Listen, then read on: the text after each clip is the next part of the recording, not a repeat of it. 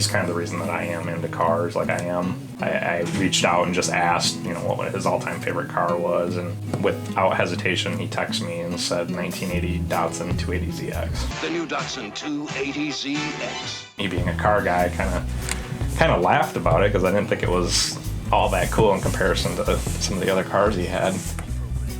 But for whatever reason, that was his car. That's the car that he's always wanted to get back. He had one in 1980, and so me being me, I got on the computer and just started looking around, and it wasn't even 20 minutes later and I found one, which is rare because it's a numbered car and they only made so many of them. And 2 or 3 days later, I get an email back, yep, it is still available. It's in Arizona. My brother, who owns it, lives in California, and it was my mom's car, and I'm selling it. So, okay, well, this is a start.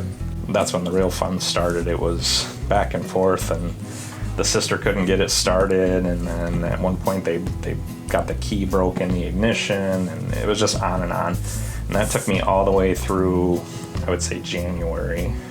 So I said, okay, what the heck, and found a shipper. Lined up the shipper. This was like on a Friday. Lined up the shipper, and within a week the car was going to be delivered to the house. So got everything squared away, got the car. It was snowing, car had been in Arizona, and my immediate thought was, oh crap, it's probably not even winterized because they don't use coolant like we do here. And sure enough, the coolant was frozen and freaked me right out, but put it in the garage and put heaters on it, and within 24 hours I had the car running. And right away, my wife had asked, okay, when are we going to give it to him? And I thought it'd be ideal to wait till spring. Meanwhile, I could, fix a few odds and ends, which turned into a full-blown interior and a refreshed paint job and the whole 9 yards. Or I wanted it to be perfect when I handed it to him, as opposed to, just giving him a dusty old car. I left a few things for him to do, but overall the car's, I'd say, about 90% restored.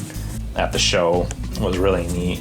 I kind of greeted him when he first came in, and then I disappeared a little bit. And my good friend Joel was filming, just a general filming of the car show. All of a sudden he kind of pans over, and you see him see the car, and he beelines for the car. And I had another friend, Randy, pretending it was his car, and gave him all the information on what to say and how to say and the questions my dad would ask. And I forgot the most important one, which was what number the car was, because it's a numbered car. So he had to sit in the car, so he asked Randy if it was okay and sits in the car. And at that point, everybody kind of starts swooping in, and I don't think he caught it right away. It was just happening so fast.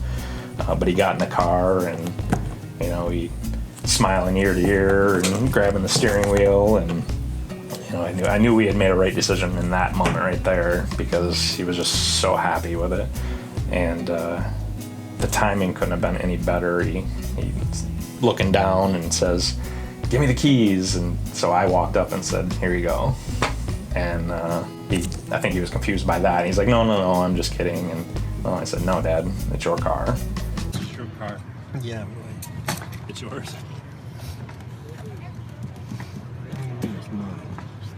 I was a little more emotional than that at that point, but they drove off and got it home and got it plated, and he's just been happy as a clam. So he'll be at the next car show with it, and that's kind of what I'm hoping, is that he can continue to come to these car shows with the car and enjoy it. And they've already said that I get it back someday, so not in a rush for it, but it'd be neat.